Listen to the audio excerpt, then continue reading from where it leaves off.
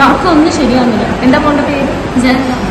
ജര മാത്രക്ക് വലിയ മാത്രക്ക് ഈ ഫ്രണ്ടിലത്തെ പല്ലില്ലേ ഇവിടെ, ഇതിനാ പ്രശ്നം.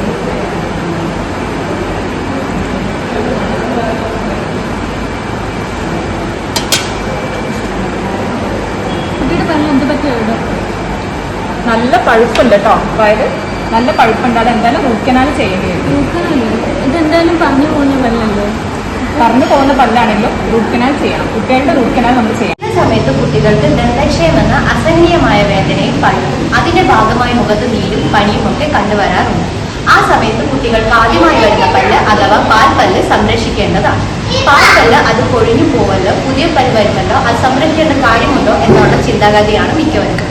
പാൽപ്പല്ല് അത് എങ്ങനെ സംരക്ഷിക്കാം?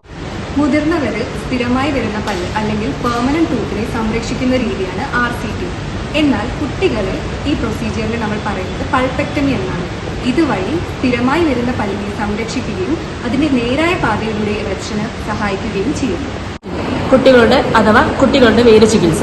കേടായ പല്ലിന്റെ രോഗം ബാധിച്ച പല്ലിന്റെ പൾപ്പിനെ നീക്കം ചെയ്യുന്ന പ്രൊസീജിയറിനാണ് പൾപെക്ടമി എന്ന് പറയുന്നത്. ഇതിലൂടെ കേടായ പല്ലിന്റെ ഭാഗങ്ങളെയും ജീവനുള്ള വസ്തുക്കളുടെയും കുട്ടികളുടെ പല്ലിലെ നാഡിനരമ്പുകളെയും നീക്കം ചെയ്യുന്നു.